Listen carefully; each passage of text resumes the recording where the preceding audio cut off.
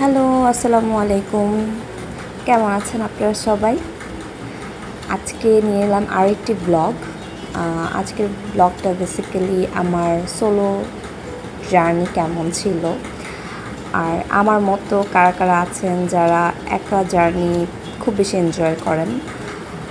So ওই দিন ছিল শুক্রবার। সো আমি সকাল সকাল নাস্তা করে বের হয়ে গিয়েছিলাম, যেহেতু একা আসবো সেজন্য যাতে তাড়াতাড়ি পৌঁছায় যেতে পারি। তারপর একা জার্নি আমার এই জন্যই পছন্দ। আমার কাছে এমন না যে আমি মানে কারো কোম্পানি পছন্দ করি না জার্নিতে, বাট কেন জানি একা আসলে হেডফোনে গান শুনতে শুনতে ভালোই লাগে, তাই না? সো আপনারা কারা কারা আমার মতো সোলো ট্রাভেল করতে পছন্দ করেন অবশ্যই আমাকে জানাবেন। সো ওই দিন অনেক বেশি গরম ছিল, যেটা না বললেই না। গরম তো এখন আছেই, বাংলাদেশের গরম সম্পর্কে শুধু বাংলাদেশেও না, আমি যেটা দেখছি যে দেশের বাইরেও অনেক জায়গায় অনেক বেশি গরম হচ্ছে। সো এই জায়গাটা আমার সবসময় ভালো লাগে, সো এটা একটা ভিডিও ক্লিপ নিয়ে নিলাম। তারপর যেটা হলো, আমার মানে সামনেই আমাদের হচ্ছে নামাজের বিরতি দিল, যেহেতু জুমার নামাজ ছিল ওই দিন। তো ওই মুহূর্তে বসে বসে অনেক বোর হচ্ছিলাম, তো একটা আমরা নিলাম। ট্রাস্ট মি, আমরাটা কেন নিয়েছি এটা জাস্ট প্রত্যেকটা বাইটে বাইটে আমি রিগ্রেট করছিলাম। মানে হয় না ওই যে রাস্তায় যাই দেখবো তাই খেতে হবে, এরকম একটা অবস্থা। আর এটা হচ্ছে আমার মানে বাসে ট্রেনে সব জায়গায় লিটারালি ওটাতে হলুদ ইউজ করছিল। দেখেন আমার পুরো হাত হলুদ হয়ে গেছে। টেস্ট এত বাজে ছিল, শুধু আমরা দিলেও হয়তো আমি এত বেশি ডিসঅ্যাপয়েন্ট হতাম না। What ever. সো রিসেন্টলি কিছু সোশ্যাল মিডিয়ার বিষয় নিয়ে কথা বলি, যেগুলো আসলে অনেক বেশি দৃষ্টিকটু। দুটা সিমিলার বিষয়, বাট আমরা এমন একটা সোসাইটিতে বসবাস করি যেখানে আমরা ভালো করলেও কমপ্লেন করি, খারাপ করলেও কমপ্লেন করি।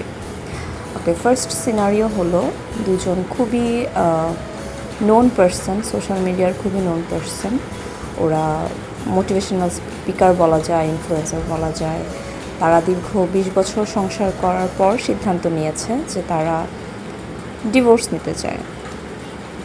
ওকে, বাট এটা নিয়ে আমাদের দ্বিমত, কারণ হচ্ছে তারা সবাইকে মোটিভেট করে, তারা বিভিন্ন সম্পর্ক নিয়ে কাউন্সেলিং করে, তারা কীভাবে ডিভোর্স নিতে পারে। এখন আমার কথা হলো, আমার যদি মনে হয় যে আমি যে সম্পর্কটাতে আছি, এই সম্পর্কটাতে 20 বছর যেহেতু সে ছিল, ওই সম্পর্কটাতে তো অবশ্যই তার কন্ট্রিবিউশন আছে।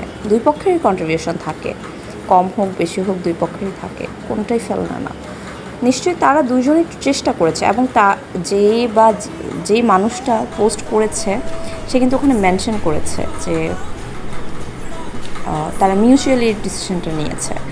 সেখানে আমি বা আপনি কথা বলার মতো কোনো জায়গা থাকে না, কারণ ওই দুইজনের সংসারে আমার আর আপনার হস্তক্ষেপের কোনো জায়গা নেই।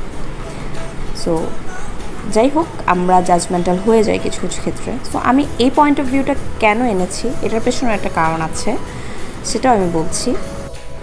ওই সময়টাতেই আরও একটা বিষয় আমি যেটা দেখলাম, একজন সোশ্যাল মিডিয়ার পার্সন বা পাবলিক ফিগার, আমি মেয়েটার বিষয়টাই বলছি, যেহেতু মেয়েটারই পাস্ট লাইফ নিয়ে বা তার বিয়ে, সে নতুন একটা লাইফ শুরু করেছে।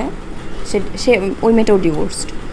তো ওই মেয়েটা নতুন একটা লাইফ শুরু করেছে, তার লাইফ পার্টনার, সে যে ফ্যামিলিতে যাচ্ছে ওই ফ্যামিলির কারো কিন্তু কোনো সমস্যা নেই, তারা সব কিছু জেনে শুনেই তাকে অ্যাকসেপ্ট করেছে। কিন্তু সমস্যা কাদের জানেন? আমরা যারা ওদেরকে দেখি। তো সোশ্যাল মিডিয়ায় সে তার লাইফ শেয়ার করে, মানে আমরা যে কোনো কিছু নিয়ে তাকে জাজ করতে পারি, যে কোনো কিছু নিয়ে তাকে প্রশ্ন করতে পারি।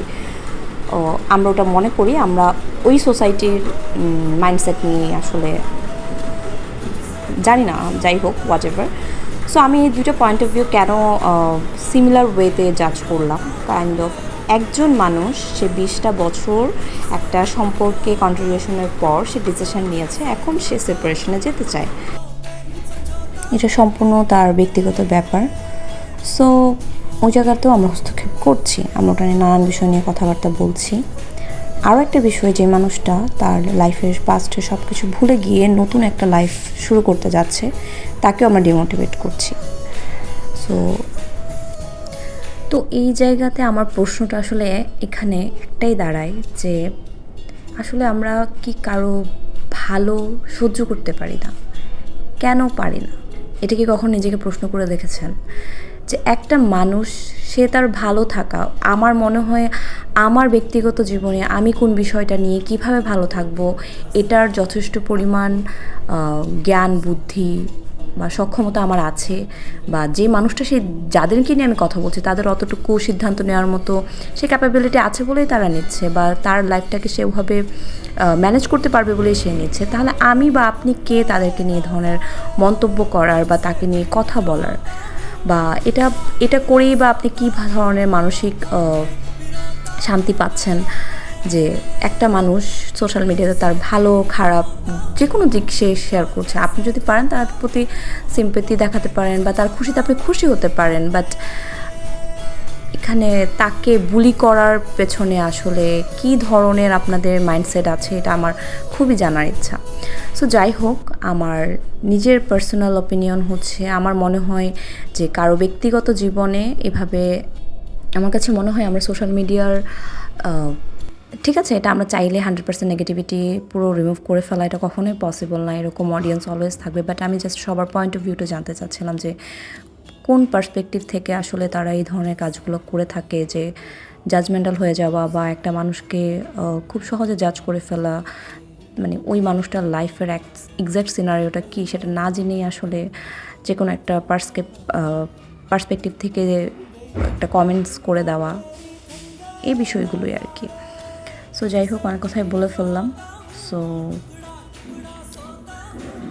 আপনারাও আপনাদের পয়েন্ট অফ ভিউগুলো শেয়ার করতে পারেন, বা আমি যে প্রশ্নগুলো রেখেছি প্রশ্নগুলোর ভিত্তিতে আপনাদের কাছে কি মনে হয় সেটাও আপনারা জানাতে পারেন। যাই হোক, অনেক রাফ অ্যান্ড টাফ কথা বলে ফেলেছি এবং আন্তরিকভাবে দুঃখিত যদি কেউ আমার কথায় হার্ট হয়ে থাকেন, আর এইসব কথায় তারাই হার্ট হবেন যারা এই ধরনের কাজগুলো করেন। আচ্ছা যাই হোক, আমি ঢাকা থেকে আসার সময় আমার আপুর পেজ থেকে কিছু প্রোডাক্ট নিয়ে এসেছিলাম। সো আমি আমার আপুর পেজের স্ক্রিনশটটা আমার ভিডিওর মাঝখানে অ্যাড করে দিয়েছি। সো এই ধরনের যে কোনো ধরনের ইম্পোর্টেড অথেন্টিক প্রোডাক্ট যদি আপনারা নিতে চান, আপনারা সরাসরি অরা স্টাইল পেজে আপনারা নক করতে পারেন। And thanks for watching my videos. আমি আশা রাখবো যে আপনাদের কাছে ভিডিওগুলো ভালো লাগছে এবং সবাই আমাকে প্লিজ সাপোর্ট করবেন। Thank you.